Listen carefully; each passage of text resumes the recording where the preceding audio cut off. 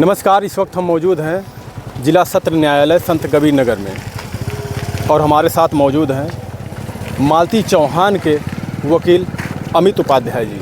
हम इनसे जानने की कोशिश करेंगे कि अब तक मालती चौहान को न्याय दिलाने में इनका क्या प्रयास रहा है। वकील साहब, आपका बहुत बहुत धन्यवाद, स्वागत है। मालती चौहान दहेज के लिए प्रताड़िता महिला है।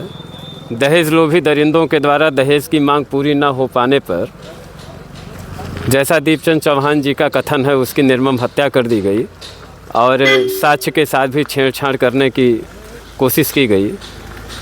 इस संबंध में एक मुकदमा थाना मोहली पर धारा 498A 304B IPC और 3/4 दहेज प्रतिषेध अधिनियम के तहत पंजीकृत हुआ है और पुलिस ने फौरी कार्रवाई करते हुए मामले के मुख्य अभियुक्त विष्णु कुमार को गिरफ्तार कर लिया है, जो कि इस समय जेल में है।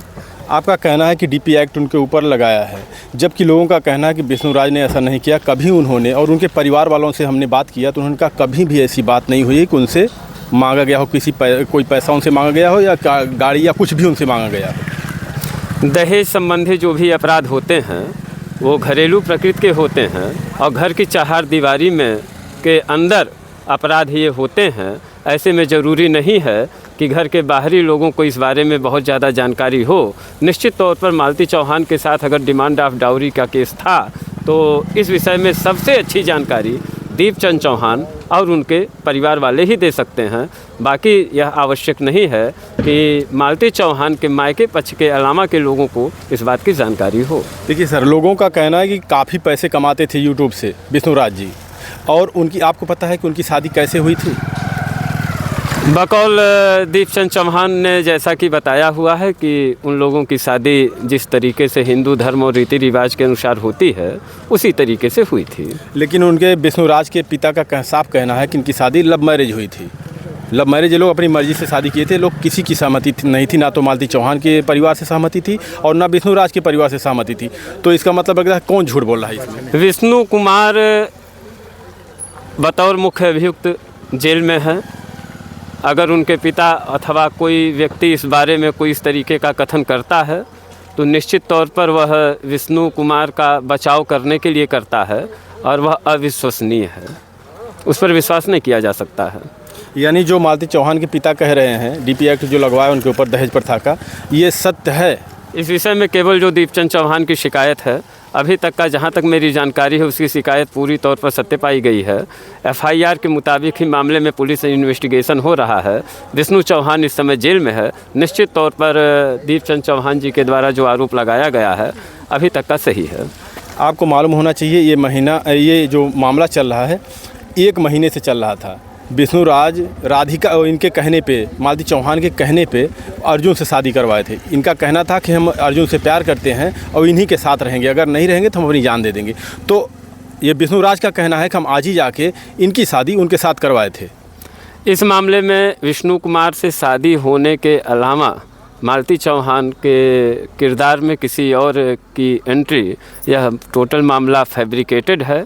केस को कमज़ोर करने के लिए विष्णु कुमार की तरफ से जो लोग मामले को देख रहे हैं उनके द्वारा यह कहानी बनाई गई है।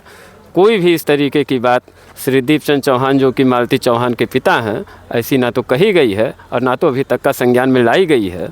विष्णु कुमार की शादी मालती चौहान से हुई थी और मालती चौहान भी विष्णु कुमार से ब्याही हुई थी। इसके अलावा किसी भी मैरिज की बात प्रकाश में नहीं आई है। मालती चौहान के पिता, जब उनके साथ ऐसी घटना होती है उनकी जान चली जाती है रात में। अब उनका कहना है कि विष्णु राज का कहना है कि उन्होंने अपनी जान खुद दी है और उनके पिता का कहना है कि उनको गला दबा के मारा गया है।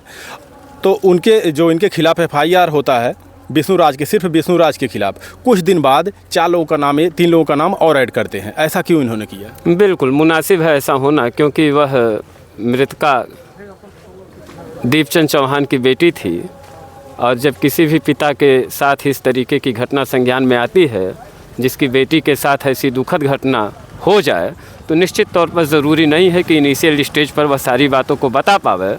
जब आदमी थोड़ा उस दुख से निवृत्त होता है, उभरता है, तब जाकर के वो सारी बात बता पाता है। इस मामले में भी इसी प्रकार का हुआ है। फौरी तौर पर उसने जो एप्लीकेशन दिया हुआ था वो विष्णु कुमार के संबंध में था। बाकी जैसे तथ्य आया है और जब उसका चित्त थोड़ा शांत हुआ है फिर मामले को ब्यौरेवार उसने पुलिस को जानकारी दी है। तो क्या ये जो 3 लोगों का नाम और ऐड करवाया गया है, इनकी गिरफ्तारी हो सकती है? पुलिस अगर मामले में सत्यता का अंश पाएगी तो निश्चित तौर पर मामले में गिरफ्तारी भी होगी और दोषियों को दंडित भी कराएगी।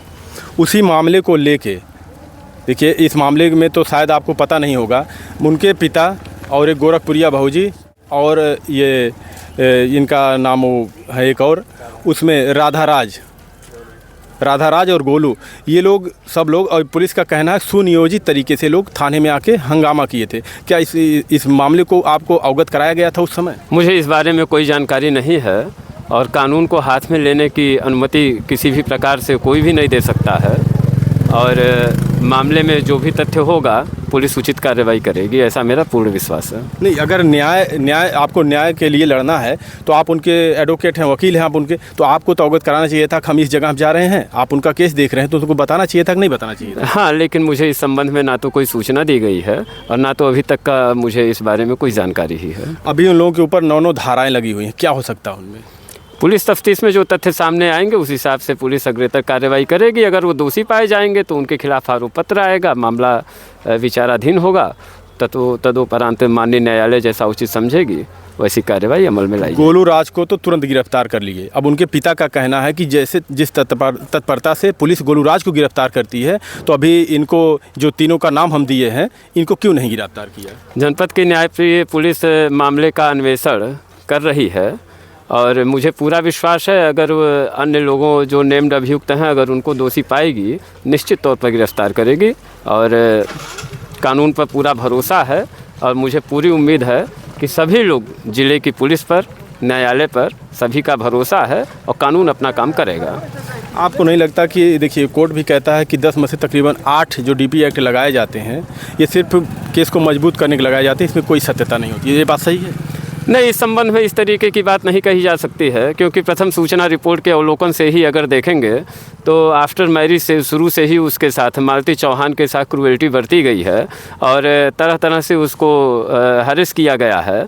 यहाँ तक कि बताया गया कि शुरू से ही उससे डिमांड ऑफ डाउरी की गई और अभियुक्त जो विष्णु कुमार मृतका का पति है उसके द्वारा कहा गया कि जब तुम लोगों ने डिमांड ऑफ डाउरी पूरी नहीं की है तो मैं जैसे मन तैसे तुम्हारे बनिस्पत पैसा निकलवा लूँगा और यही कारण रहा है कि उसका तमाम तरीके से इस्तेमाल किया गया।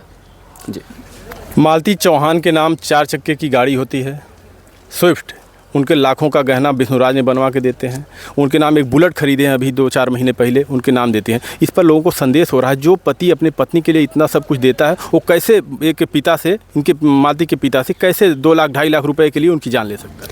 असंभव कुछ भी नहीं है और इस बात की पूरी संभावना है कि दोषी अपना दोष छिपाने के लिए पहले से ही ऐसा वातावरण सृजित करता है। निश्चित तौर पर इस मामले में भी दोषी ने ऐसा वातावरण सृजित किया कि भविष्य में अगर मालती चौहान के साथ कोई हादसा वह करता है तो लोगों की शक की सुई उसके तरफ न जाए, पहले से ही उसने बचाव अपना तैयार किया था और इसी कारण ये तथ्य उभर करके सामने आया है जिसमें कोई सच्चाई नहीं है। उसे लगातार मारा पीटा गया है और प्रताड़ित करके उसकी जान ले ली गई है। क्या पोस्टमार्टम रिपोर्ट के बारे में आपको कुछ जानकारी है? क्या उसमें आया, क्या खुलासा हुआ है? पोस्टमार्टम रिपोर्ट के अनुसार उसकी मृत्यु अप्राकृतिक है। निश्चित तौर पर प्राकृतिक मृत्यु होने कारण ही ये मुकदमा अमल में आया है और अभी तमाम चीज़ें बाकी हैं। पुलिस तफ्तीश में सारी चीज़ों का खुलासा होना बाकी है। धन्यवाद आपका। हमारे साथ मौजूद थे अमित उपाध्याय जी जो मालती चौहान के वकील हैं और यही उनके केस देख रहे हैं। आप सभी लोग इनकी बातों से वीडियो देखकर अपनी राय कमेंट में ज़रूर दीजिएगा। आप सभी लोगों का बहुत बहुत धन्यवाद।